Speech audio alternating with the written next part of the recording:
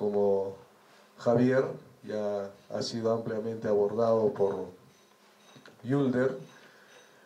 Sin embargo, sí manifestar que este conversatorio, este foro, está ligado a tener mayor análisis. ¿Qué está atrás de las 4 preguntas que nos plantea el referéndum? ¿Cuál es el trasfondo?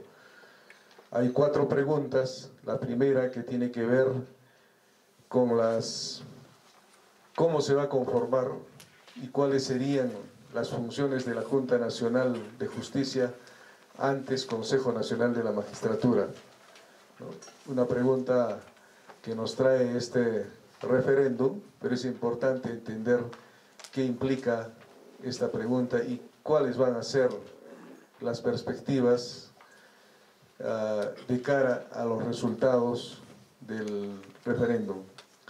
La segunda tiene que ver con este tema del financiamiento, ¿no? Financiamiento de los partidos políticos, que también es parte de la crisis política que vivimos, ¿no?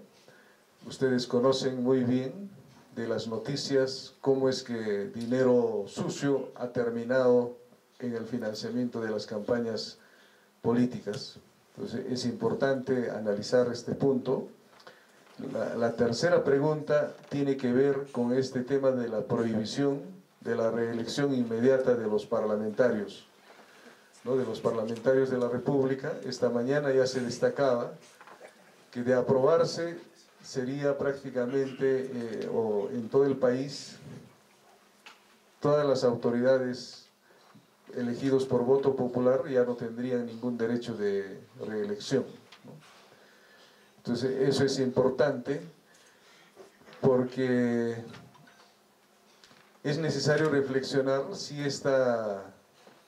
cual sea la respuesta, va a resolver la situación, la crisis política que tenemos, la calidad de parlamentarios que tenemos, ¿no? Y finalmente la cuarta pregunta, que tiene mucha relación también con la tercera, ¿no?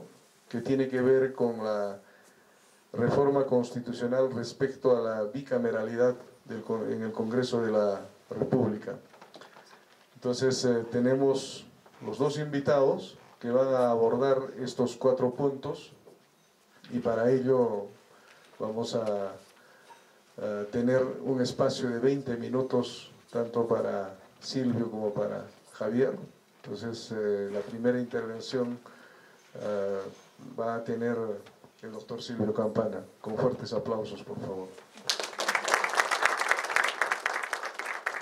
Muchas gracias, Valerio. Muy buenas tardes con todos y todas. Salvo por las caras que ya conocemos y vemos, pero ¿alguno de ustedes tiene más de 22 años? Levanten la mano. Más de 22 años, ¿no? Claro. Asumía esa edad promedio y son menores. ¿Por qué la pregunta? En el año 2000, probablemente algunos no habrían nacido y otros estaban muy pequeños, en el Perú hay una crisis que es la caída del gobierno de Fujimori y asume un gobierno de transición, que es el gobierno de Valentín Paniagua. ¿Por qué menciono eso? Porque esta crisis que se trata de resolver con este referéndum no es una crisis actual. Es una crisis que se arrastra al gobierno de Fujimori. Es más, la crisis del Poder Judicial se arrastra a la historia de la República, porque siempre el Poder Judicial ha estado cuestionado, porque hacer justicia no es fácil. Quienes trabajan como jueces y se dedican con vocación a esa carrera, no les es fácil trabajar en las condiciones que actualmente tiene el Poder Judicial. Mi padre fue funcionario del Poder Judicial, mi madre trabajaba en el Poder Judicial, mi padrino, mi madrina, mis tíos eran abogados. Yo no quería ser abogado y conozco al monstruo por dentro. Ahora soy abogado, pero no litigo, evito litigar. porque es frustrante. Entonces, cuando surgen estos audios, lo que ponen en evidencia es una historia que se repite a lo largo de los años. Que cuando cae el gobierno de Fujimori, Valentín Paniagua, con una buena mirada de futuro, crea una comisión que fue la Comisión Especial para la Reforma Integral de la Administración de Justicia, Seriajus. Ustedes pueden buscarla en internet, está ahí colgado el documento. Ese documento planteó la solución o las posibles pistas de solución al problema de la administración de justicia en el Perú. ¿Por qué digo esto? Porque la primera pregunta tiene que ver con el tema de la administración de justicia.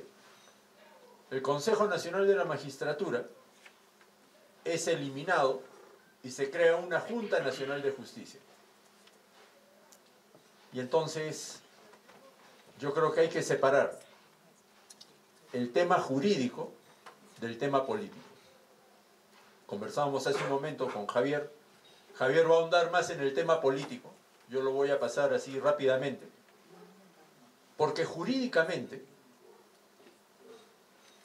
el referéndum es una medida que podría haber sido evitada. Es decir, no vayamos a referéndum.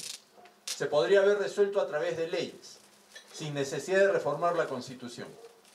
No se necesitaba cambiar el Consejo Nacional de la Magistratura, lo que había que cambiar eran los requisitos que estaban dentro del Consejo.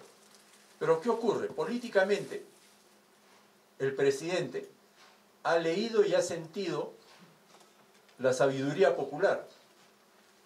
Y entonces tiene que enfrentar a un Congreso que lo que hacía era bloquear, para decirle, bueno, hasta acá nomás, ¿ya? Para. Y sacamos el referéndum. Porque el referéndum es una medida política. Se hace una consulta y lo que se diga se tiene que hacer. Es el poder del pueblo. Sin embargo, jurídicamente yo creo que habían otras soluciones. Pero dadas las circunstancias y puesta la medida política del referéndum, ahora hay que ir al referéndum. No se puede dejar de ir. Pero entonces hay que decidir cómo votar. ¿Somos conscientes de que el Poder Judicial está podrido? Yo creo que sí. Si el artículo 138 de la Constitución dice que el poder de administrar justicia emana del pueblo y se ejerce a través del Poder Judicial.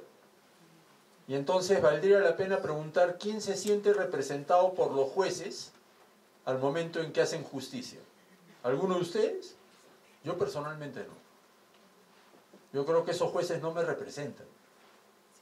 Y ese es el problema que origina un Consejo Nacional de la Magistratura que se convirtió en una mafia que vendía puestos y que ahora con una Junta Nacional de Justicia se pretende resolver. Y en realidad yo creo que una de las medidas que podría resolver en parte el problema, dos medidas, son meritocracia, es decir, si eres bueno, si eres capaz profesionalmente, si eres un abogado bien calificado, puedes ser juez. Pero además, que tengas respaldo ciudadano, elección o capacidad de participación ciudadana. Lo que actualmente se propone en la Junta Nacional de Justicia no expresa totalmente estas dos variables. Sin embargo, yo sí creo que la capacidad del pueblo en poder reclamar los derechos radica en el pueblo. ¿Estamos hartos de la justicia tal como está? Creo que es un clamor popular. ¿Hay que cambiarla? Es un clamor popular.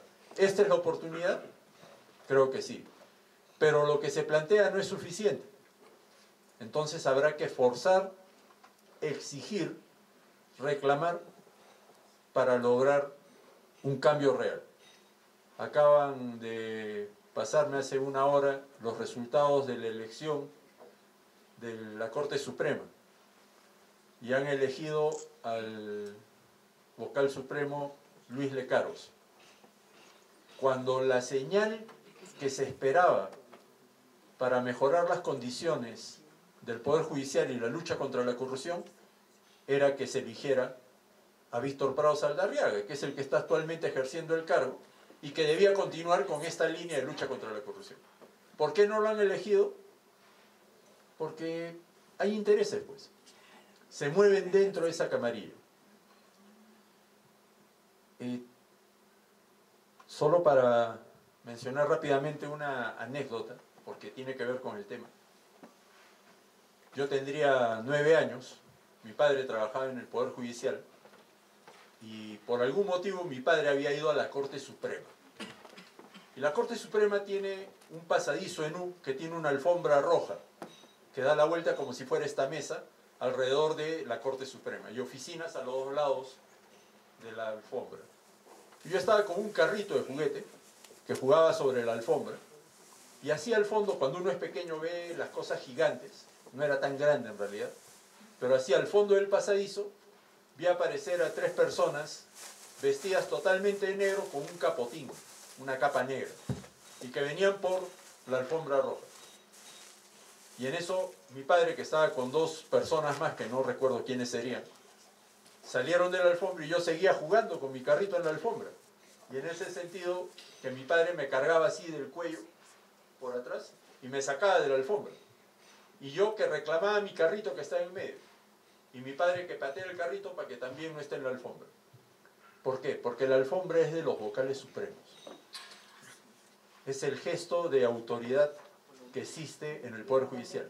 ¿Y a qué viene eso? Porque acabo de ver que el manual de inducción para jueces que ingresan a la carrera judicial y fiscales que ingresan a la carrera fiscal, les indica que cuando entra un vocal supremo o un fiscal supremo tienen que ponerse de pie. ¿Ya? Es como que acá Javier y yo somos los ponentes, entramos y ustedes tienen que ponerse de pie por respeto a nosotros. Eso no es respeto, esa es una forma de ejercer poder, es una jerarquía. Y eso en el Poder Judicial es muy fuerte. Si eso no cambia, el Poder Judicial no va a cambiar. Y ese es uno de los problemas que existe dentro del Poder Judicial. Hay que cambiarlo. Yo estoy de acuerdo en que hay que cambiarlo. Financiamiento de campañas, la segunda pregunta que ustedes tienen. ¿Dónde está el problema en el financiamiento? El tema no es tanto la plata que circula, sino la corrupción que quiere apoderarse del poder político. Y lo hace a través de dinero sucio que ingresa dentro de los partidos políticos. ¿Es necesario plantear una reforma constitucional para ello? No. Bastaba que se modifique la ley de partidos y la ley electoral. Con eso era suficiente. Pero la medida política lleva a enfrentar al Ejecutivo y plantear una reforma constitucional. ¿Es necesario hacerlo? Sí. Sí es necesario. Sin embargo, no garantiza que esto no vuelva a pasar, porque en el fondo el problema son los partidos políticos y la ausencia de escuela política dentro de los partidos. No hay formación de cuadros.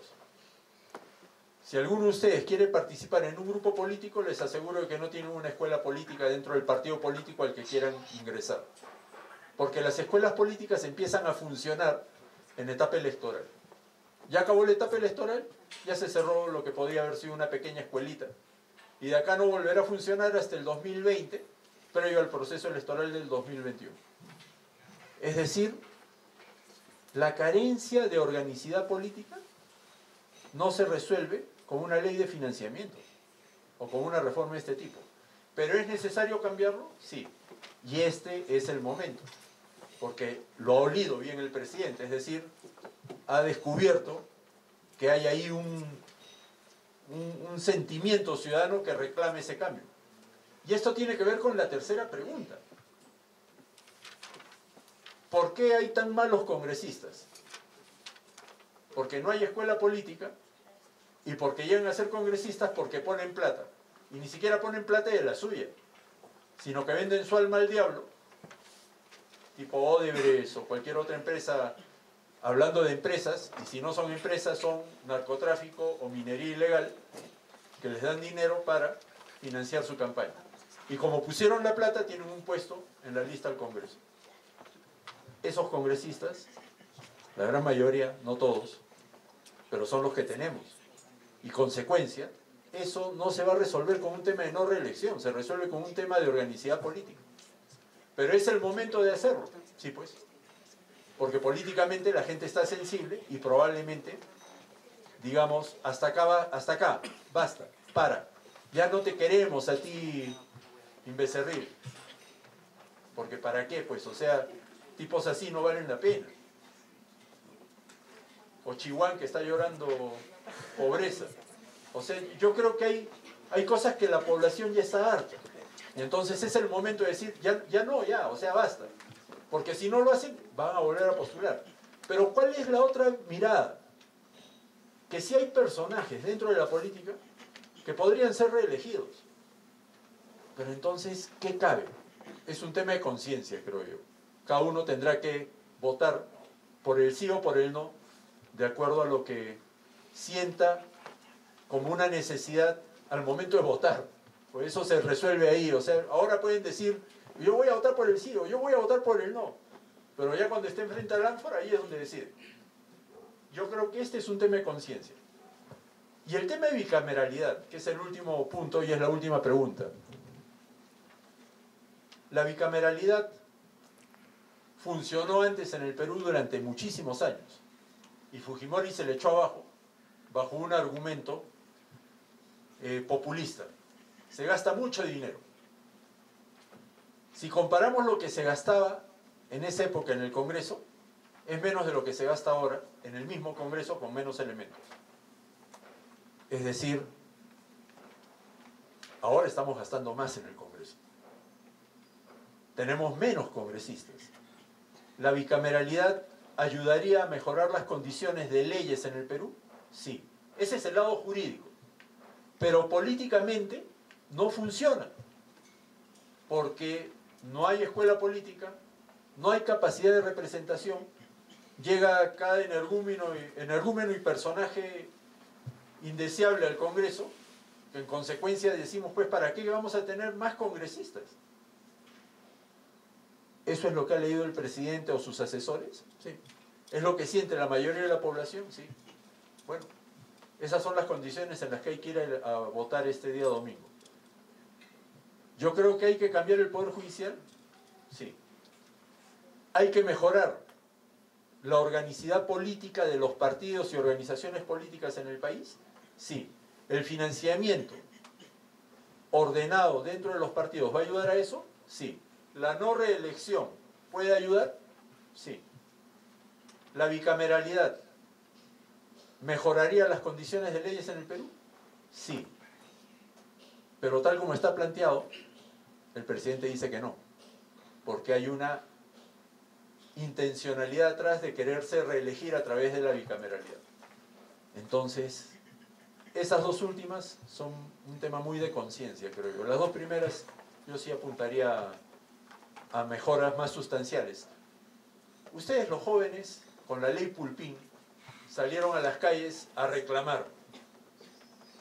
Entonces, si alguien pretende meternos una ley de contrabando, hay que salir a reclamar, pues. Yo creo que esa es la fuerza del pueblo.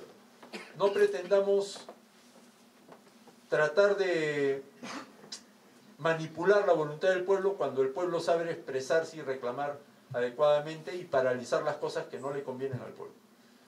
Gracias.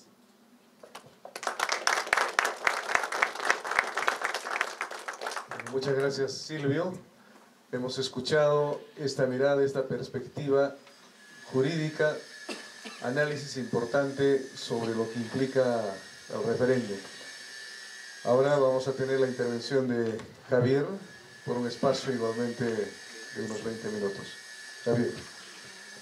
Bueno, muy buenas tardes. Es un gusto estar en Cusco, en la Casa Campesina.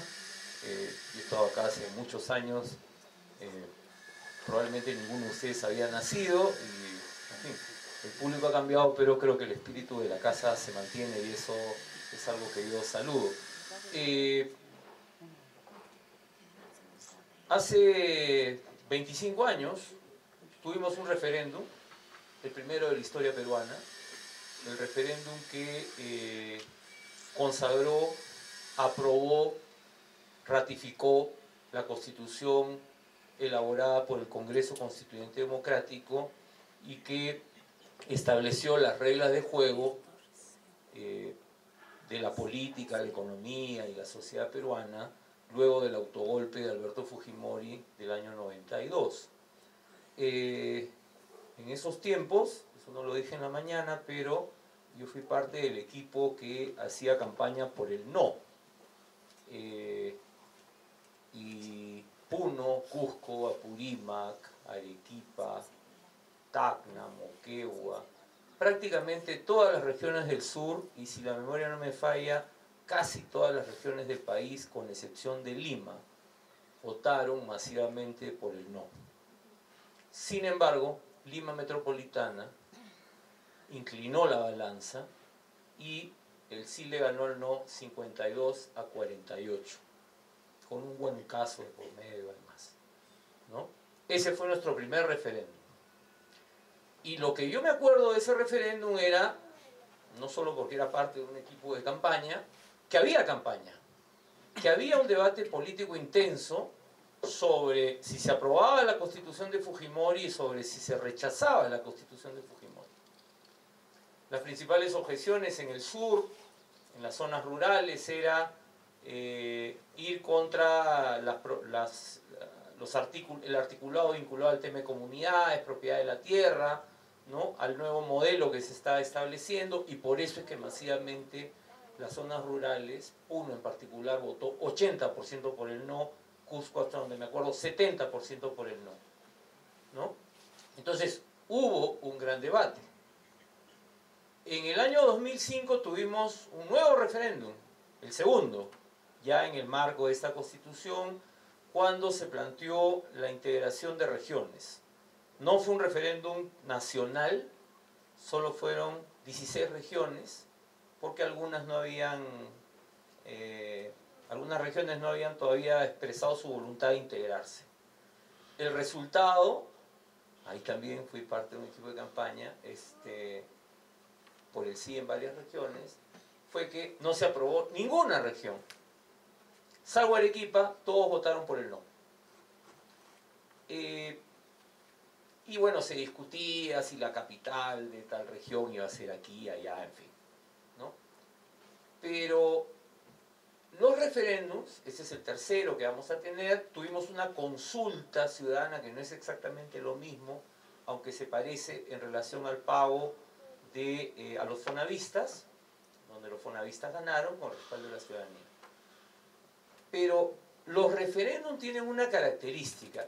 Si bien se consultan leyes y se consultan normas específicas y particulares, ¿no?, adquieren, por la lógica y la dinámica política, características casi siempre plebiscitarias. Y frente a eso es a lo que estamos enfrentándonos los ciudadanos y ciudadanas del Perú. ¿Por qué? Silvio ha explicado muy bien el problema de la justicia en el Perú, además con este testimonio personal, ¿no?, que expresa cómo funciona el Poder Judicial, ¿no?, ese testimonio familiar que le ha dado tan simpático, ¿no?, y que pone en evidencia algo que funciona así, ¿no?, este mundo de los doctores, de la raza distinta. Sí.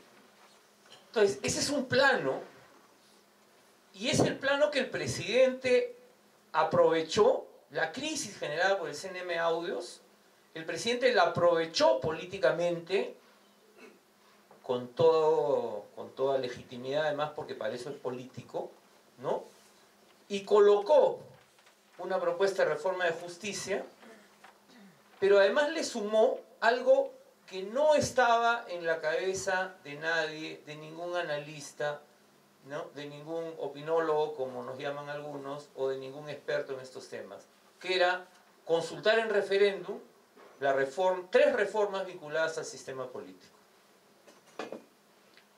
Entonces, claro, ¿por qué hizo esto el presidente?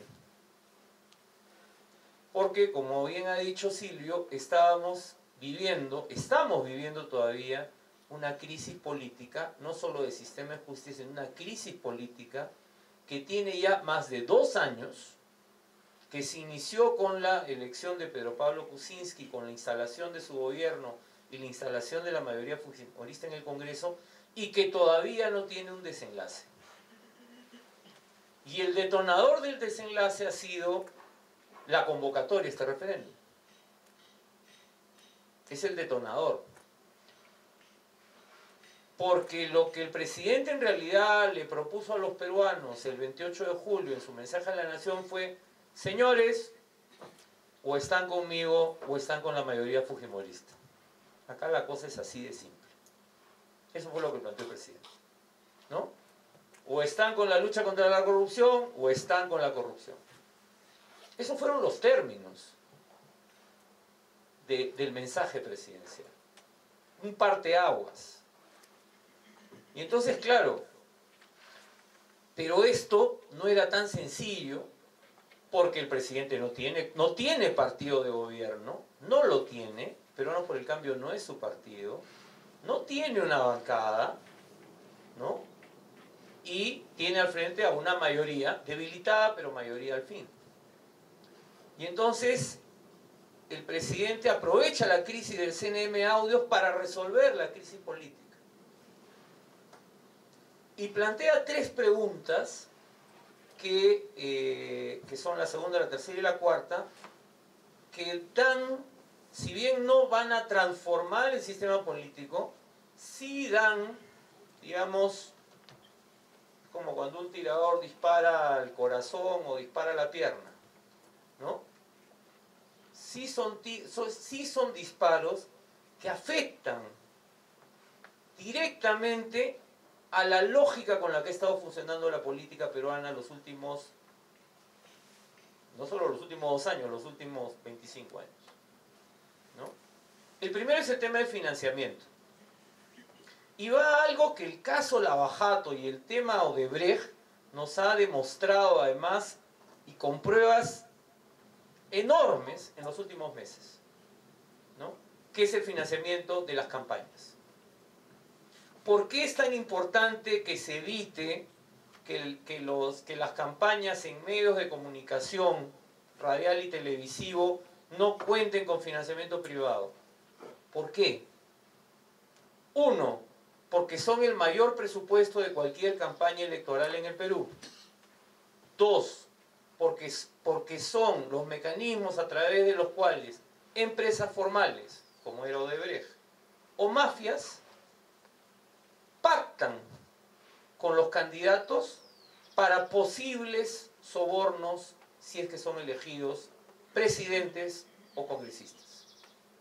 Por eso es tan importante cortar el nudo gordiano, ¿no? Ese que nadie podía desarmar y vino Alejandro Magno y lo cortó. ¿Con qué se corta? Con la espada.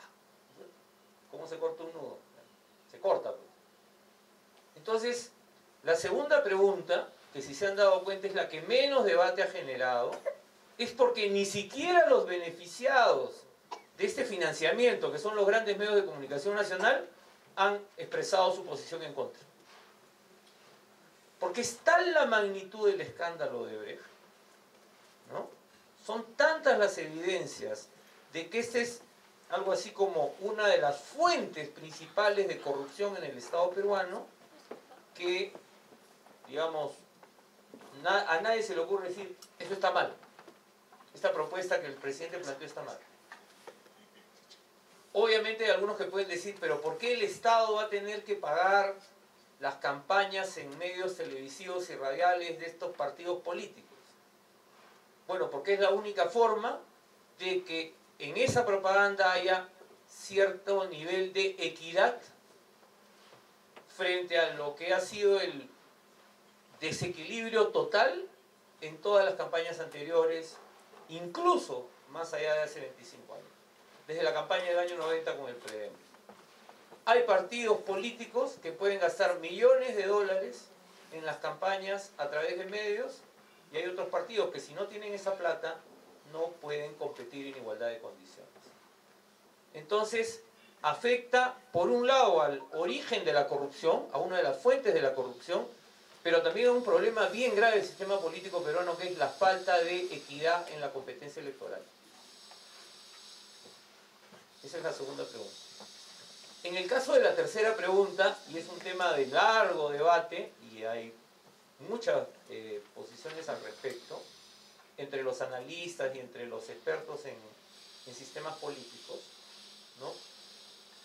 Si bien es cierto que hay mucho debate, en la ciudadanía, la no reelección inmediata de congresistas aparece como la pregunta más popular. ¿Por qué? Yo creo que no es solamente porque los peruanos y peruanas estamos hartos de los políticos, sino porque en realidad, si nos damos cuenta, los peruanos y peruanas no reelegimos congresistas. Reelegimos a uno de cada 5 congresistas. La tasa de reelección en el Perú es la más baja de América Latina. Oscila entre el 20 y el 15%. ¿Por qué pasa esto?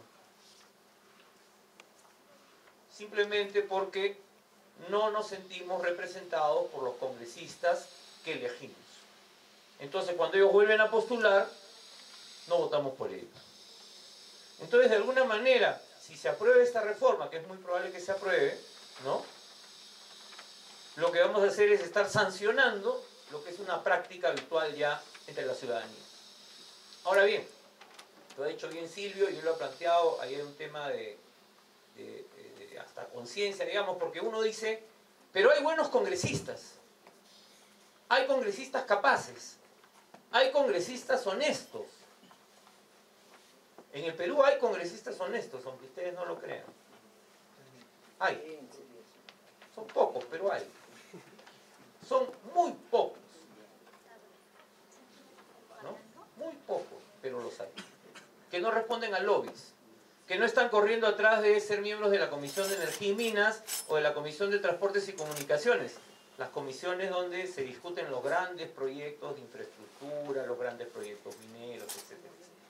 O la Comisión de Defensa, donde se discute sobre temas de seguridad nacional.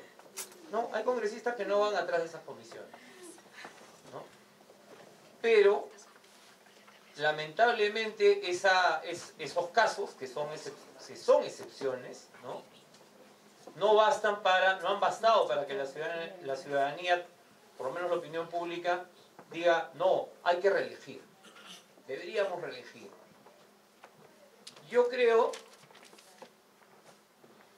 que ahí hay, por un lado, lo que uno pueda pensar, y uno puede decir, bueno, finalmente es un derecho de la gente el elegir si es que alguien vuelva a postular, ¿no? Podríamos decir, déjenlo en nuestras manos. Pero parece que la mayoría de la ciudadanía va a decir, no lo dejen en nuestras manos, que se convierta en norma constitucional. Y claro, vamos a hacer un caso bien particular, también hay que ubicarse en el mundo, ¿no es cierto? Bien particular en América Latina, porque vamos a ser el único país que no reelige a nadie, que tiene normas que evitan la reelección para cualquier cargo, de ejecutivo o de representación. Ahora, que no haya reelección no quiere decir que automáticamente va a mejorar la calidad de los parlamentarios. Porque algunos de los congresistas impresentables, algunos de los que mencionó Silvio, llegaron recién al Congreso. Están en su primer periodo. Y seguramente nadie los va a reelegir igual, aunque haya reelección, ¿no? Y acá quiero decir algo que yo sí coincido, y es que la calidad de la representación es el problema. Tenemos una pobre representación. Miren, en el Perú estamos tan mal que el Congreso anterior tuvo que crear la semana de representación. Uno puede decir, la semana de representación es una cosa buena porque los congresistas vienen a la región, durante una semana recorren los pueblos, se reúnen con ustedes, no sé, vienen acá, no sé si alguna vez ha habido acá un congresista de repente, algún foro. ¡Qué bueno! Y mi pregunta es, ¿Y por qué hay que crear una semana si su tarea fundamental es representarnos los 365 días del año? Pero no nos representan, pues. Se van a vivir a Lima y se quedan ahí. Entonces, ese problema no se va a resolver necesariamente si decimos sí o no a esta pregunta. Porque lo que va a tener que discutirse después de esta reforma es una revisión nuevamente de la ley de partidos políticos. Porque ahí está el nudo del problema. Pero obviamente, si se aprueba la no reelección, yo sí creo que eso va a generar un cambio en la lógica parlamentaria. Porque lamentablemente existe, estaba conversando más temprano con unos amigos, todo aquel que entra al Congreso como congresista o funcionario, entra a vivir en una suerte de mundo paralelo, en un universo paralelo, donde existen muchos beneficios laborales y de todo tipo, ¿no? Y una suerte de burbuja que aísla al político de sus representados. Entonces, en ese sentido, y por esa causa, yo sí creo que la no reelección le puede hacer un bien a la política peruana indirectamente, porque va a obligar a esos 10, no sé si son 10 o 8 políticos honestos y congresistas honestos que hay, a que hagan política fuera del Parlamento los próximos 5 años. Es un reto para un político que está habituado a ser congresista salir de esa esfera. La cuarta pregunta es el tema de la bicameralidad. Y ahí lo que encontramos es un tema que de alguna manera también genera mucho debate entre los especialistas, ¿no? Silvio recordaba por qué Fujimori justificó el cierre del Congreso por el tema presupuestal, ¿no? Y hay otras razones también que podrían decir, bueno, es mejor una cámara, 2 cámaras. Pero lo que uno encuentra es que no necesariamente con los actores políticos que tenemos, con los partidos políticos inscritos en el registro de organizaciones políticas, que son los que van a competir el 2021, nada me garantiza que esos partidos me presenten una lista de senadores, de candidatos al Senado, que tengan unas características distintas a los actuales congresistas. O sea, no sé por qué extraño proceso, porque hay alguna gente que plantea que la Cámara de Senadores tiene unas características distintas, las tiene, por tradición. Cámara reflexiva, cámara de análisis, de un debate menos acalorado, ¿no? Esa es la tradición parlamentaria peruana. Pero, ¿de dónde van a salir esos senadores con esas características? Porque lo más probable es que, si se instala una Cámara de Senadores, Mauricio Mulder, Javier Velázquez Esquén, Víctor Andrés García Belaunde y otros personajes más del Congreso actual, se conviertan en senadores de la República. O sea, son los mismos políticos los que van a participar. No es que porque ahora hay Cámara de Senadores, gente honesta o con otra manera de ver la política se va a lanzar de senador.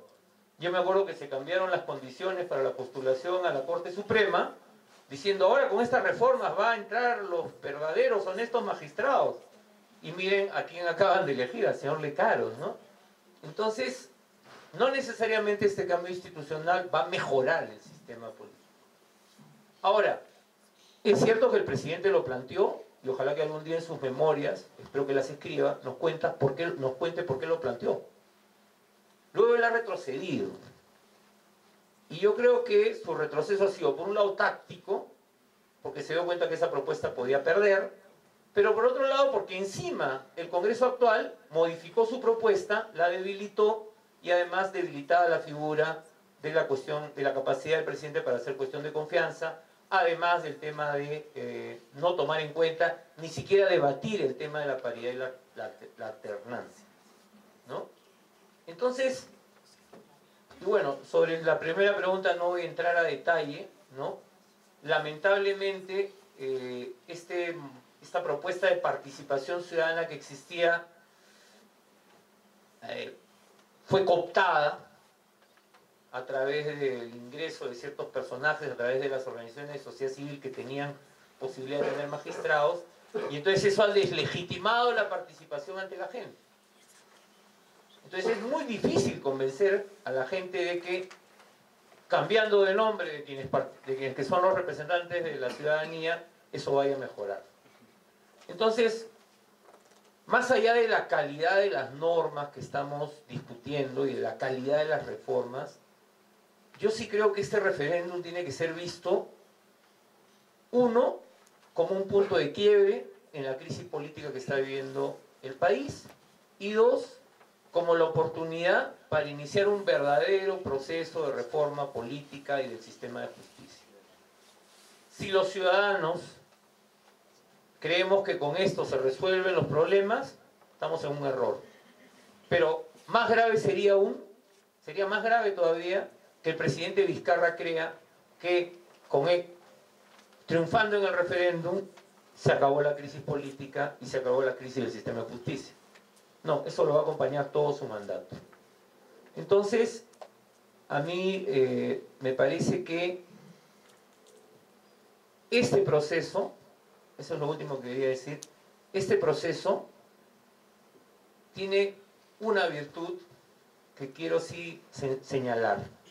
El presidente, frente a una crisis en la que ya parecía que no había salida institucional, encontró una vía institucional. Vizcarra no ha querido ser Alberto Fujimori y hay que reconocerse. Porque la presión por la disolución del Congreso, por la vía formal o por la vía extralegal, estuvo presente, muy presente, hace unos meses. Y entonces creo que nos está dando una oportunidad. Pero esta salida institucional es como el primer tramo de un camino mucho más complejo y en el cual va a ser clave no solo la votación que tengamos nosotros cada uno el domingo en su conciencia, en la Cámara Secreta, sino además que sigamos interesados por estas reformas y sigamos reclamando una mejora del sistema político y de justicia. Si no, vamos a seguir siendo gobernados por los corruptos que han capturado al Estado peruano. Gracias.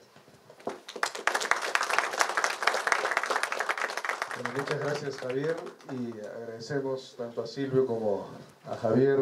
Creo que nos han puesto sobre la mesa muchos elementos para el análisis, para la reflexión.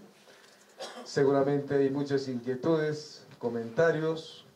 Vamos a dar un espacio para la intervención de unas 4 o 5, quienes tengan algunas inquietudes, para luego pasar a una segunda ronda de intervenciones tanto de Silvio como de Javier. Si tienen comentarios o preguntas a mano alzada, por favor, y a través de Yulder. No todos a la vez, por favor. Bien, a ver, ¿quién se anima? El espacio está abierto para que podamos conversar en confianza, ¿no? Si tuvieran alguna pregunta, muy bien. Nos dicen su nombre, por favor. Un poco por aquí. Marcelo Eduardo Suárez Mariscal, sobre esas preguntas, ¿por qué es tan difícil entenderlas? O sea, no se entiende tan claramente.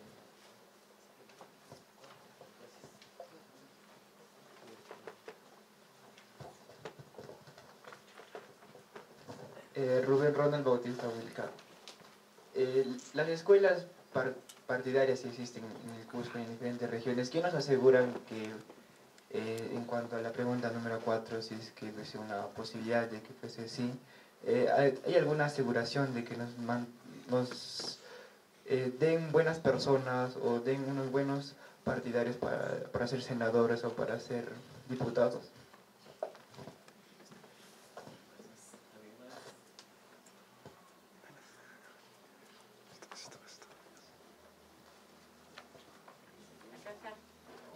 Bien, a ver.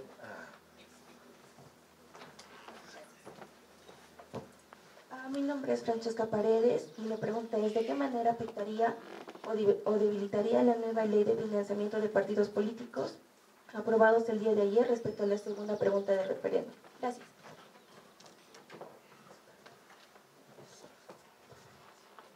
Bien, damos opción hasta que se puedan animar de ir dándole una vueltita acá con otros amigos. Bueno, muchas gracias, Wilder. Empezamos por Silvio. Bueno, voy a empezar por la última, la ley de financiamiento que se aprobó ayer.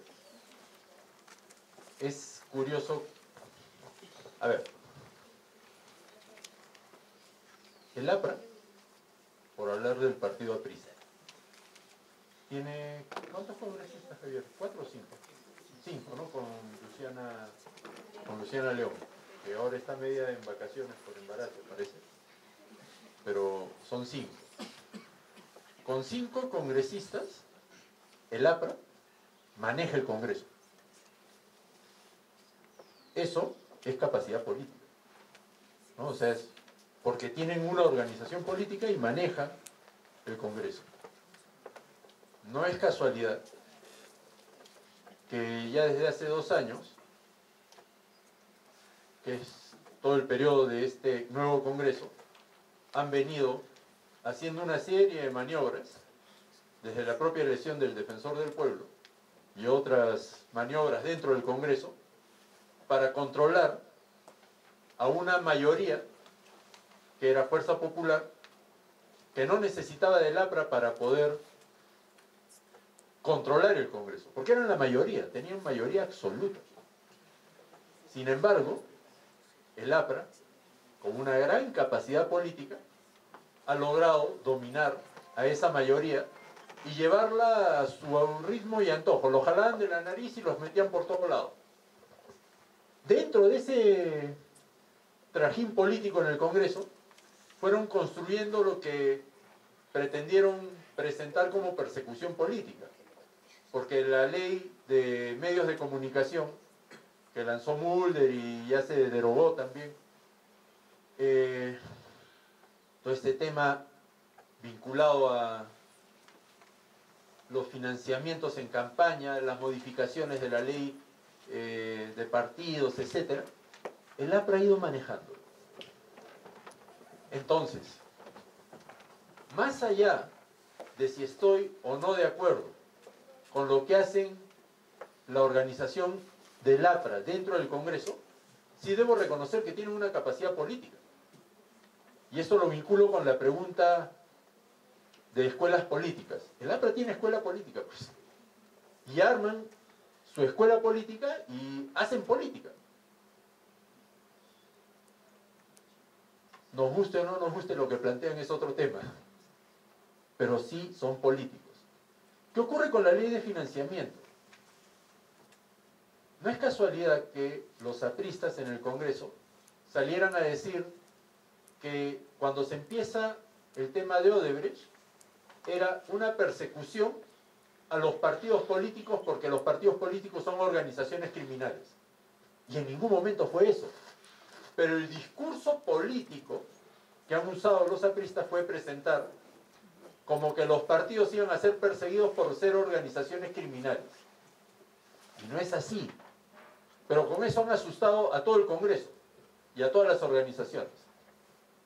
Y entonces sale una ley en la que rebajan las penas. Esa es la consecuencia. La ley que se aprobó el día de ayer, leía hoy día en la mañana justamente revisando este tema, que es el regalo de Papá Noel en Navidad para los partidos políticos. Se rebajaron las penas. Consecuencia, ya la persecución penal no va a afectar como actualmente estaría afectando el lavado de activos. Y esto es fundamental porque, miren ustedes, si ven el Congreso es una cosa, pero si no, miren la expresión mínima de representación. ¿Cuál es? Está mal dicho. Es al revés, es la expresión máxima de representación política, se da en las municipalidades provinciales, distritales, porque ahí tú eliges a tu alcalde al que lo ves todos los días, eliges a tu regidor y lo vas a ver todos los días. Cuando eliges al Congreso no lo ves todos los días, es lo que decía Javier, o sea, la representación en el Congreso es muy mala. A nivel de municipalidades distritales Sí ves al alcalde, ves al regidor, porque ese es tu vecino, es el que está ahí. Pero ¿cómo llegan a ser regidores o alcaldes? ¿Cuántos alcaldes? Todos los días prácticamente cae un alcalde preso. ¿Por qué? Porque recibió dinero turbio y porque su campaña se basó en dinero sucio, que no es Odebrecht, porque a Odebrecht no le interesaba la municipalidad de Songoroposongo. A Odebrecht le interesaba la vía de Itamiento, presidente regional del Cusco, y ahí pum, le daban 2 millones, ¿no? 3 millones en realidad. Y apuntaban 20 millones o 30 millones con Toledo. Pero al alcalde distrital, Odebrecht no le importaba. ¿Quién le importaba al alcalde distrital? Narcotráfico, minería ilegal y otras actividades ilícitas. Y esos son los que financiaban campañas y ponían sus regidores o ponían alcaldes. Yo recuerdo mucho en el año 2002, cuando estaba yo todavía como defensor del pueblo en esos años, descubrimos el tema de los votos golondrinos en Machu Picchu. ¿Quién financió la campaña? Perú Rey. Porque le interesaba tener al alcalde de Machu Picchu, porque era la empresa que manejaba el tren. Y querían tener todo el control. Entonces pusieron plata, etc. ¿Lavado de activos? Sí. ¿Debieron ser denunciados? Sí. Pero esta ley, que ha salido ayer, trata de ocultar estas figuras. En realidad, yo confío mucho en la capacidad de reacción del pueblo. Es decir, si la población está dispuesta a luchar contra estas situaciones, saldrá a protestar pues contra esa ley y se le echará abajo. Como se echaron abajo antes la ley Pulpín, o como cuando se evitó de que Pilar Freitas fuera defensora del pueblo. Porque sale a protestar. Yo creo que esa es una clave. Y cuando en la primera pregunta se refería a no se entienden las preguntas, es un tema, es que yo creo que se entendería mejor. ¿Quieres cambiar al Poder Judicial? Eso sería una pregunta entendible. Pero no, pues, no está planteada así, porque hábilmente han querido desdibujar el concepto para evitar lo que va a caer por su propio peso, creo yo. La gente está fastidiada, está cansada, entonces van a votar por los cambios, creo yo. Entonces, lo ideal hubieran sido mejores preguntas, sí, más entendibles probablemente. Pero el sistema electoral no es bueno y entonces eso implica también cambios en la legislación electoral y en el sistema de partidos. Sí, bueno, el tema de las preguntas es más un tema formal, de procedimiento, de manejo, ¿no? Porque claro, no nos pueden poner además todo el texto que se está reformando, porque entonces la cédula tendría 20 páginas, ¿no? Entonces, claro, es un resumen, es un condensado, en algunos casos poco claro, sobre todo las dos primeras preguntas son muy poco claras. La pregunta 3 y la pregunta 4 son muy claras. Bicameralidad es que haya 2 cámaras. Claro, hubiese podido preguntárselo a la gente, ¿está usted de acuerdo con que se restablezca la Cámara de Senadores? De repente la gente igual no lo va a entender. Es parte del problema, ¿no? De cuánta atención se presta al proceso político. Y la pregunta 3 sobre la reelección inmediata está... ¿Aló? Está clarísima, ¿no? Ahora, Bueno, sí me escuchan, ¿no? Pero bueno, también es parte pues de las triquiñuelas políticas que hay detrás de cualquier proceso, ¿no? De hacer la cosa más complicada para que la gente lo entienda. Digamos que esa es parte del... El problema, más allá de las preguntas, es lo que yo decía. Yo he estado hace 3 días en Lima en una reunión con la misión electoral de la Organización de Estados Americanos, de la OEA. 3 funcionarios, expertos en recorrer países donde hay referéndum. Y me decían, este es el caso más raro de referéndum que estamos viendo en los últimos 15 años en la región, donde han habido varios. Bolivia, Ecuador, bueno, Venezuela ni que se diga, han tenido montones de referéndums. Colombia, que tuvo el referéndum por el acuerdo de paz. me decían, este es el único referéndum en el que no hay campaña. Porque además hay varios que tienen prohibición de hacer campaña, porque la ley prohíbe al Ejecutivo que haga campaña, a pesar de que son sus propuestas, ¿no? Entonces es una situación muy sui generis, ¿no? Yo recordaba la campaña del 93 en la que yo participé, y teníamos, así como esta reunión, 4 reuniones diarias durante 3 meses. Asambleas comunales, reunión con la Federación Campesina, charlas, encuentros, consignas, todo. Afiches, volantes, por montones. Y además, ¿se acuerdan acá mis amigos? En estado de emergencia. Con estado de emergencia. Igual se hacían las asambleas y el ejército ahí, ¿no?, molestando. Entonces, tiene que ver con que de alguna manera, no creo que solo sea porque la norma, sino porque además todo el interés de la ciudadanía se ha concentrado en los juicios, en el proceso Lavajato. Entonces también nos hemos descuidado de este tema, ¿no? Pero, sin embargo, bueno, estamos en las vísperas, pero todavía hay tiempo para informarse, que es lo que estamos haciendo ahora. Ahora, bueno, Silvio ya explicó cómo afectaría el funcionamiento. Digamos, no afecta directamente la reforma que se está proponiendo. O sea, la ley que se aprobó ayer no entra en colisión con la norma que se ha aprobado, porque el Congreso en realidad no puede hacer ninguna modificación que entre en colisión con esas normas, porque estas normas que van a referéndum el domingo han sido aprobadas por el Congreso en primera votación, ¿no? Es una reforma constitucional donde en vez de que el Congreso apruebe 2 legislaturas, una parte la aprueba el Congreso y la otra la tenemos que aprobar nosotros. Ellos no pueden dar una norma que contradiga lo que ellos mismos han aprobado, ¿no? No debieran. No debieran, siempre puede haber alguna trampita en la que los abogados son más expertos y los apristas todavía más, ¿no? Y el otro tema es el tema bueno, se plantea esta pregunta de si las escuelas partidarias, ¿no? O sea, muy poca gente hace política en el Perú, ese es el problema. Los apristas hacen política. Yo ahora hago un poco el matiz, ¿no?, porque en realidad es más Alan y sus secuaces los que hacen política, pero hacen política. O sea, lo que han hecho ayer, este psicosocial que han montado, es parte de un juego desestabilizador, eso es clarísimo. Claro, que van a lograr o no van a lograr su objetivo, ese es otro debate. Pero siempre están tomando iniciativa. Y en política la iniciativa es clave.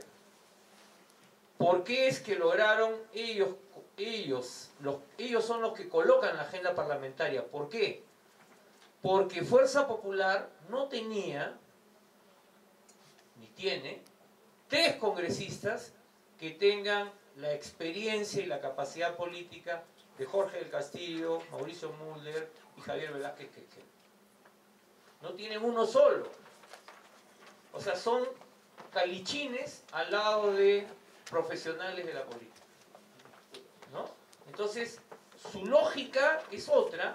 Entonces, cuando vienen ellos y le dicen, vamos a discutir este proyecto de ley, dicen perfecto, porque ellos no tenían ninguna propuesta. Y el congresista Reategui, que ha sido el colaborador eficaz de la Fiscalía en el caso de los cócteles, lo ha dicho. Nuestro plan era ganar las elecciones. Como no ganamos, no sabíamos qué hacer. Y eso es un poco lo que ha pasado. O sea, era simplemente confrontar al fujimorismo. Entonces, para que la política cambie, claro, las leyes pueden ayudar, pero pasa por la capacidad de diferentes grupos de organizar movimientos políticos que tengan además la voluntad y la capacidad de representar. Eso es lo que se ha perdido en el Perú. Y eso es lo que hay que recuperar. Si eso no se recupera, simplemente cambiaremos, aprobaremos, podemos ir a 50 referéndums y vamos a seguir teniendo los mismos políticos, ¿no? Entonces, es clave que a los partidos les empecemos a exigir algo más que, oye, regálame un polo cuando vienen en campaña, ¿no? Porque eso es lo que les exigimos en realidad, ¿no? regálame un polo, el tupper, ¿no? El afiche, el calendario, lo que fuera, ¿no? Porque hemos entrado en esa relación de cliente, de clientela, ¿no? Y muchos congresistas, acá en la región también, ¿no? Cuando uno ve su comportamiento en el Congreso, ve que lo único que están pensando es en su clientela. ¿Por qué? Porque son los que los van a reelegir, pues, ¿no es cierto? Esa es la lógica, y se olvidan del resto. Claro, lo que los iban a reelegir, porque ahora ya no va a haber reelección, ¿no? Entonces, sí me parece que ahí hay un tema clave de reacción ciudadana, que como dijo Silvio, hay gente que se moviliza, pero creo que no basta con movilizarse, sino que la gente tiene que entrar a hacer política, ustedes tienen que empezar a hacer política, porque si ustedes no hacen política, bueno, pues vamos a seguir atrapados en este círculo de la corrupción, como los hámsters, ¿no? Ahí estamos dando la vuelta, ¿no? Y eso solo va a cambiar con una renovación casi total de la clase política peruana.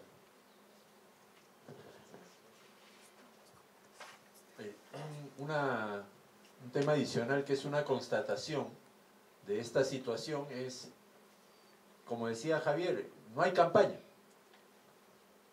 Porque acá hay un debate. Es lo que ustedes están asistiendo, es un poco para conocer. Y la pregunta no se entiende. Lo que pone en evidencia es que las propias organizaciones políticas no quieren hacer campaña y explicar cuáles son las preguntas. Porque les afecta directamente. Porque el tema de fondo es la organización política. Los partidos no están funcionando, la representación no funciona. Entonces, tenemos 5 congresistas acá en Cusco. ¿Alguno ha venido a hacer campaña? ¿Alguno ha venido a explicar las preguntas? Debieran, porque es su trabajo, pero no lo hacen. ¿Alguna organización política, cualquiera, está haciendo campaña sobre el referéndum? Ninguna. A lo más están preocupados en quién va a salir presidente regional, que es otro tema, porque el tema de fondo es este. ¿Qué es lo que queremos como país para los próximos años? Lo de la región se va a resolver, pero ¿qué queremos como país? Va a afectar a la región. Y eso no se está discutiendo. Es porque a los partidos no les interesa, a las organizaciones políticas no les interesa. ¿Cómo se arreglan las candidaturas? ¿En un cafetín o en un bar? Y se los digo con conocimiento de causa. Para este proceso electoral, iban llamando y preguntando, oye, ¿quieres ser candidato? O si no, con conocimiento de causa, una persona muy cercana a mí, que es consultora, le venían a decir, necesitamos que nos hagas el plan de gobierno, te pagamos la consultoría. Porque necesitaban un plan de gobierno para el distrito, para la provincia, o para el gobierno regional. Y pagaban por eso. Y las organizaciones políticas no hacían el plan de gobierno y no hacían su plan de gobierno municipal o regional. Contrataban a alguien para que lo haga. Eso no es una organización política. Esa es la carencia de cuadros y de escuela política. Muchas gracias, Silvio y Javier. Creo que ha sido una tarde muy intensa y sobre todo rescato esta oportunidad de haber hecho, yo creo, pedagogía política, ¿no? Y si tienen alguna otra pregunta, aprovechemos este momento, ¿no? Ahí está. Sí, adelante, por favor.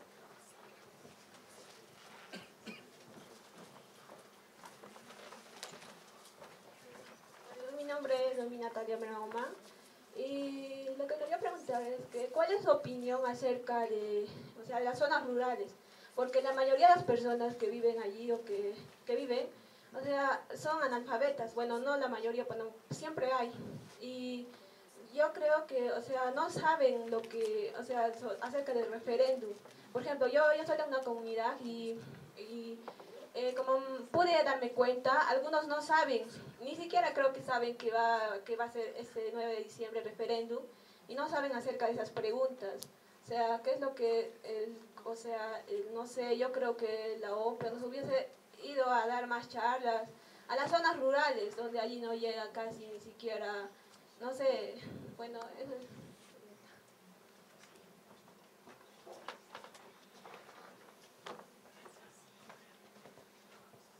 Ante todo, buenas tardes. Mi nombre es Flor de Orquídea García Guerra y mi pregunta va respecto a la tercera pregunta. En caso de que gane el sí, ¿quiénes vendrían a ser los nuevos congresistas? Y si estas personas serían representantes, buenos representantes o no.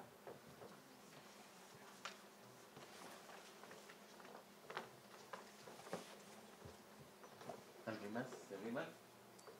¿Tienen dudas? Ya no hay otra rueda.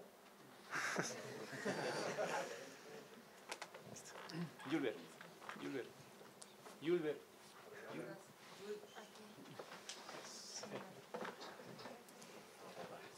Bueno, ante todos, buenas tardes. Mi nombre es Cristian Escobedo. Solo yo quería resaltar muy gratamente la presencia de muchos jóvenes, que la verdad me ha causado una buena impresión llegar y ver tantos jóvenes con ánimos de saber más de la coyuntura nacional. Yo lamentablemente he nacido en los años 70 y justamente cuando yo tenía vuestra edad, los jóvenes éramos invisibilizados justamente por la dictadura de Alberto Fujimori, ¿no? No podíamos dar opiniones ni mucho menos. Pero ahora veo con alegría que sí, el Perú tiene un gran futuro con ustedes y sigan adelante. Solo eso.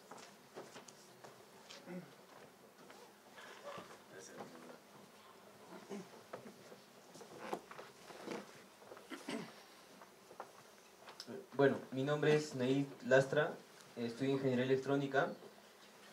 Más que pregunta, quería hacer un comentario, ¿no? Sobre a veces lo que uno dice, hay congresistas honestos. Lo bueno es que no llegamos a mencionar cuáles son, porque eso demuestra un apego. Porque, por ejemplo, tú vas a una reunión aprista, te van a mencionar a los congresistas apristas. Ellos son los honestos, te van a decir. Vas a una reunión de izquierda, te van a decir, ellos son los honestos, ¿no? Un comentario nada más, ¿no? Y sobre la pregunta número 3, la reelección, acá hay una palabrita clave que dice reelección inmediata. Eso yo lo estaba interpretando más o menos así, ¿no? No es que ya un congresista no va a poder ser reelegido, sino que, bueno, estuvieron este periodo, van a esperar un periodo que se calmen las aguas, que se olvide de todo lo que han robado y bueno, por la palabrita inmediata yo entiendo que pueden volver a postular, ¿no? Entonces, más que un sí, yo creo que le estamos haciendo un favor. Entonces, porque no, ya han robado todo, entonces ellos dicen, ya, ¿para qué me voy a lanzar si todo el pueblo sabe que he robado? Sabe todo lo que he hecho, ¿no? Hasta los manuseos que por ahí hemos visto y esas cosas. Vamos a esperar que se olviden de eso y yo me vuelvo a postular. Que se calmen las aguas, me conviene, ¿no? A mí como congresista me convendría eso. Bueno, nada más, ¿no? Gracias.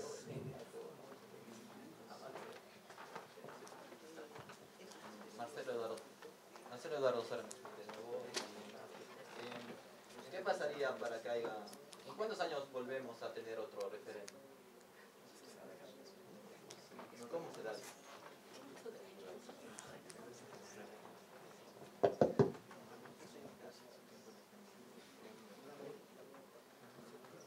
Bien, creo que son preguntas.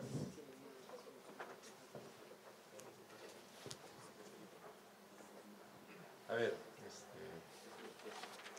el tema de ruralidad, ¿no? O la zona rural. Y yo creo que no es solo un tema de las zonas rurales. Acá en la ciudad, en la propia ciudad de Lima, la gente no sabe. O sea, hay un desconocimiento general. Y esto es falta del proceso educativo electoral. No hay un proceso educativo electoral. Como Javier recordaba, en el año 92-93, la campaña del no, y yo en esos años trabajaba en la conferencia episcopal, en la Comisión Episcopal de Acción Social, y viajábamos por todo el país. Todas las semanas teníamos 2 o 3 reuniones en diversos lugares del país, hablando sobre la campaña del no. Y era una campaña. Y no estamos hablando de un gobierno democrático como podría ser ahora, donde tienes un órgano electoral como la OMPE, el Jurado Nacional de Elecciones. No, estamos hablando de la época de Fujimori, en estado de emergencia. Ahora, en las condiciones que estamos, yo no entiendo por qué la OMPE no está haciendo más trabajo de difusión. Ahí hay una gran debilidad, y el propio Jurado Nacional de Elecciones. Transparencia está intentando hacer algo, Propuesta Ciudadana está intentando hacer algo, pero se requeriría más información. El tema de reelección. La reelección, como bien señala, significa que no va a ser reelegido inmediatamente. Sin embargo, se pueden encontrar fórmulas intermedias, que eso debiera ser materia de desarrollo legislativo. Se puede encontrar la fórmula de que a los 3 años puede ser sometido a un periodo de vacancia porque no cumplió con su chamba. El congresista no cumple con su trabajo y se le cesa a los 3 años. Y ahí entra otro congresista. Hay un proceso electoral para suplir al congresista que se va a su casa. Ese es el castigo ciudadano que debiera existir, porque ahí puede haber un mejor grado de representación. Sin embargo, esta figura deja pasar 5 años, en 5 años se olvidan, pues, o sea, si no, ¿por qué eligieron a Alan García de nuevo? Es decir, la gente se olvida y termina eligiendo. Y entonces podría volver a elegir a Inbecerril, sí, pues podría pasar. Después de un tiempo. Pues se van a olvidar.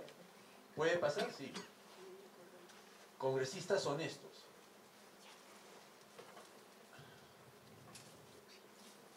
Es un término difícil. Pero yo por lo menos pensaría, por lo menos, de que roben decentemente. ¿Qué es eso? ¿Qué es eso? Que no roben decentemente. ¿Ah? ¿Cómo que roben? No, hago referencia a una canción que era de grupos cristianos, elegir un presidente que robe decentemente. Porque la cosa está tan turbia, tan corrompida, que uno se convierte esto en una cacería de brujas.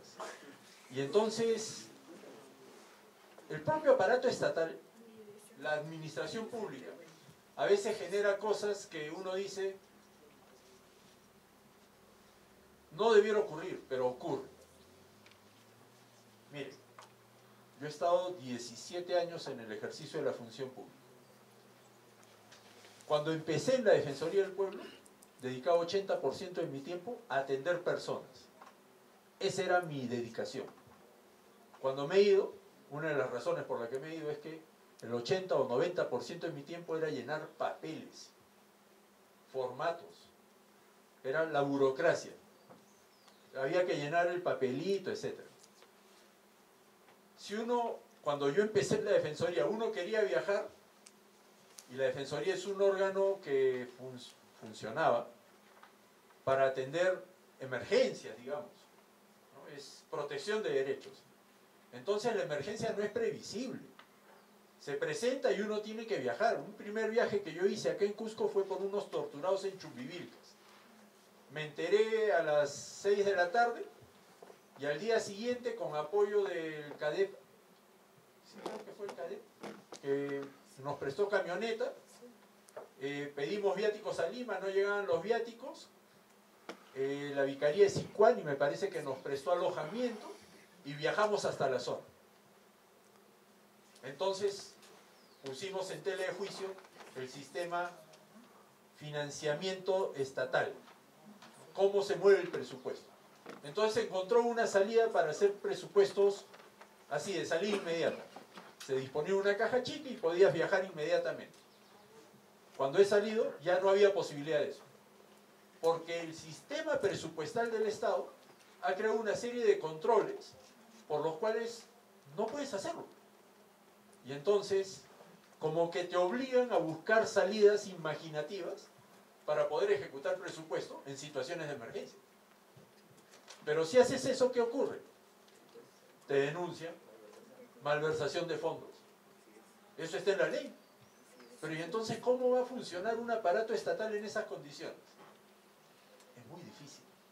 Entonces por eso digo, a veces la honestidad no tiene que ver con el gasto, sino con la función. Es decir, cumples tu tarea, cumples tu función, y estás gastando el dinero para cumplir la función, está bien. Pero no es de que, no, es que la ley dice que no puede, aguanta un ratito, o sea, si no puedo hacer eso, mejor me voy. Por eso me fui también. Es decir, yo creo que hay en el Congreso hay algunas cosas que debieron cambiarse, que tienen que ver con la Ley General de Presupuesto, el sistema de control, Contraloría General de la República, el propio proceso de servir, la mejora de los servidores públicos, pero esos son temas que van a tener que ir saliendo. Lo inmediato, el referéndum, no tiene que ver con eso, tiene que ver con la clase política y los temas de corrupción que están atrás de este manejo de las clases políticas y de las organizaciones políticas. ¿Y cuándo va a haber referéndum? En realidad no es que haya fechas, sino que se presenta la coyuntura. En este momento, como lo dijo Javier, se presentó la coyuntura. Una crisis. Era una crisis, era una crisis.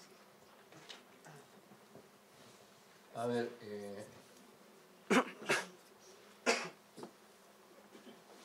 bueno, lo primero ya sé, el último tema sobre el referéndum, ya lo contestó Silvio, pero presidente que gana referéndum, presidente que vuelve a convocar referéndum. Ese es, o sea, una cosa es la ley podría convocarse un referéndum mañana si quiere. Una cosa es la ley y otra cosa es la política y la tradición política y cómo se mueve la política. Presidente que gana un referéndum en América Latina dice: si tengo otra crisis parecida, les vuelvo a colocar un referéndum. ¿Sí?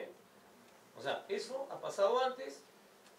Yo se lo dije al ex canciller Alan Wagner en una reunión, me dijo: no creo que el presidente vaya a hacer eso. Dije: puede que no lo crea, pero puede pasar. Dependerá de si el momento o si el presidente ve que es necesario. Hasta podría plantearnos dentro de un año de nuevo la bicameralidad, en sus términos. O no a la inmunidad parlamentaria, que es un tema que se ha quedado fuera de la reforma y que es una vergüenza cómo se usa, ¿no? Entonces puede pasar, ¿no? Creo que la lección de estos 2 años de crisis política es que le hago una lección a todos los politólogos institucionalistas que siempre nos decían: no, eso no va a pasar nunca.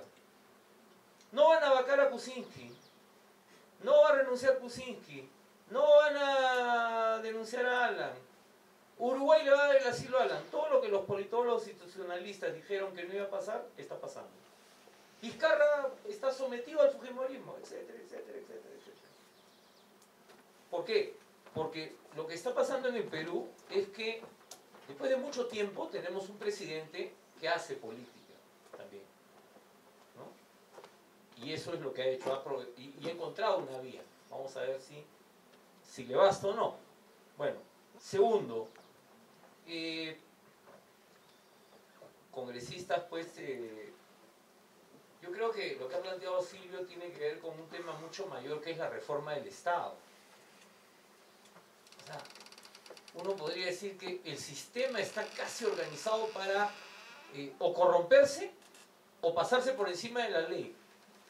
Uno, porque están abiertas las posibilidades a la corrupción, y otro, porque los mecanismos de control que se han creado bloquean a veces las tareas que se tienen que realizar, ¿no? Y por ejemplo, como en el presupuesto, parte del problema de que no haya una campaña más grande de parte del sistema electoral es que este referéndum no estaba en el presupuesto. No estaba pues en el presupuesto, esto salió. Pero ahí lo que había que hacer, no ha habido tampoco la voluntad política de la OPE de presionar lo suficiente para que le den más plata. Y que haya una campaña de información mucho mayor que la que hay ahorita, que es muy pobre, porque además... Javier, la OPE también sufrió una crisis. Sí, claro, claro. En medio de esto también están embarrados por una crisis seria. Pero además, tenemos una propaganda que está en las radios que dice: si estás de acuerdo con las 4 propuestas, vota sí, y si estás en contra, vota no. ¿No? Entonces, encima, la poca plata que tienen la están usando mal, lamentablemente, ¿no? Ahora, sobre el tema de la reelección, está claro que lo que se está previendo es la reelección inmediata, ¿no? Puede ser que funcione como dijiste, ¿no? Aquel ingeniero, el futuro ingeniero, ¿no? que dice, bueno, los políticos lo van a aprovechar para que nos olvidemos de sus aventuras políticas o de su corrupción. Pero yo sí creo que esto puede permitir un juego distinto en la política peruana. Porque obliga, igual que con algunos gobernadores regionales que pueden tener aspiraciones, ¿no? Obliga a que el político tenga que decir, bueno, ¿y ahora qué hago? ¿No? Si de verdad tiene la voluntad de seguir haciendo política. Entonces me parece que en ese sentido no está mal que se prohíba la reelección inmediata. Ahora, nada me garantiza, nada garantiza que vamos a tener mejores congresistas. Pueden ser mejores o pueden ser peores. Eso depende de qué, de la oferta electoral y de nuestra decisión a la hora de votar, ¿no? Nosotros hemos elegido varias veces a corruptos y sabíamos que eran corruptos. O sea, el pueblo peruano más de una vez, ¿no? Cusco más de una vez ha elegido sabiendo a quién estaba eligiendo y eligió. Entonces ahí también hay una responsabilidad del votante. Bueno, y lo último, las zonas rurales, ¿no? Bueno, ustedes no lo saben, pero yo durante varios años hice educación electoral en zonas rurales. No una campaña por el no o por el sí, no, educación electoral. En una organización que se llama Servicios Educativos Rurales, hicimos campañas en los años 95, 98, 2000, 2001 y 2002. 8 campañas entre municipales y presidenciales. Cuando, en una época en que ni siquiera podíamos quejarnos de la mala calidad del trabajo del sistema electoral, porque sencillamente no iban jamás a zonas rurales. La Defensoría, y ahí Silvio también fue parte de ese trabajo, entró con el tema de la supervisión, me acuerdo, en la época de Fujimori, frente a denuncias que habían de irregularidades, y se puso mucho énfasis en el electorado rural. Yo diría que, pero sin embargo, en este proceso, estoy absolutamente seguro que el grado de ignorancia sobre el proceso es exactamente igual en el distrito de Surco en Lima que en la comunidad de Acocunca al pie del Oxangate. Exactamente el mismo nivel de desinformación. O sea, no porque sean campesinos o porque sean analfabetos, es que saben menos en este caso. Y en Puno, nosotros por el trabajo que hacemos también hemos recogido la demanda de mucha gente diciendo necesitamos más información, queremos ir a votar, sabemos que hay un referéndum, gente de comunidades, pero que nos explique alguien de qué tratan estas preguntas que ustedes no entienden y ellos tampoco, ¿no? Entonces, yo sí creo que ahí hay una responsabilidad del Estado, pero de nuevo, o sea, si el Estado no lo hace, bueno, pues, lo tiene que hacer la sociedad civil, lo tiene que hacer la opinión pública, lo tiene que hacer la ciudadanía, lo tiene que hacer los medios de comunicación. O sea, no podemos tener esta actitud tan pasiva de esperar que siempre el Estado vaya y nos diga qué cosa es lo que tenemos que hacer. Justamente la política, la calidad de la política en cualquier país mejora cuando hay más participación de la ciudadanía, cuando la gente se involucra, cuando los medios de comunicación investigan. Entonces, eso es lo que tenemos que hacer. Entonces, bueno, acá ustedes son 50, si por lo menos en sus casas conversan con quienes están en su casa, por lo menos 300 personas sabrán algo más sobre el referéndum del domingo. Es decir, estaremos mejor que hace 1 hora y media. Gracias. Muchas gracias. Fuerte aplauso para Javier. Les agradecemos infinitamente, Javier, Silvio, por esta gran tarde. Ha sido una tarde llena de información. Creo que muchos nos estamos siendo más informados de lo que, como decías, hace 1 hora, hora y media estuvimos. Entonces, solamente un mensaje final, creo, ¿no? Realmente este referéndum es una gran oportunidad, pero una gran oportunidad porque nos invita a reflexionar, a analizar.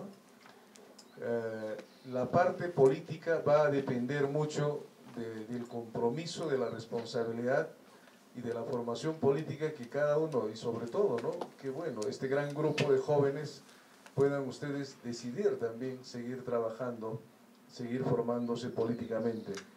Y hay un gran desafío en la construcción de la institucionalidad de los partidos políticos.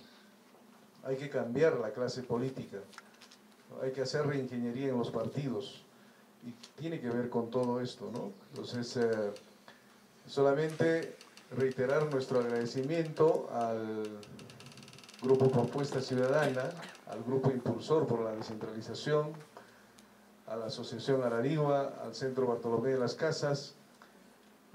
Como decíamos al inicio, si bien faltan pocas horas o días, ¿no?, para llegar al día del referéndum, pero creo que cada minuto hay que aprovechar para brindar la información. Y desde nuestra parte creo que hemos cumplido con el objetivo de esta tarde de brindar información, hacer un poco de política también, decía pedagogía política, y es importante continuar. Sabemos que las cuestiones de fondo que están tras de las 4 preguntas no se resuelven el día 10 de diciembre, sino hay un permanente trabajo que hacer desde la ciudadanía, la sociedad civil. Bueno, muchas gracias, Yulder.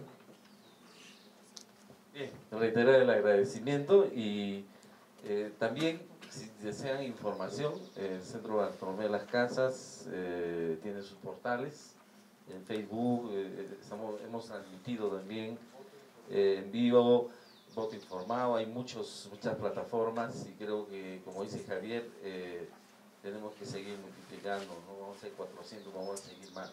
Y creo que aquí hay muchas personas, compañeros jóvenes, que son fin de semana, se van a ir a sus provincias, y creo que tenemos que hacer el esfuerzo por seguir multiplicando y apoyando este vacío que estamos encontrando en otros espacios, todo eso, y creo que todo depende de nosotros. Muchísimas gracias, los invitamos por favor en el patio, tenemos un pequeño break para todos ustedes, y bueno, podemos seguir compartiendo. Muchas gracias, buenas tardes.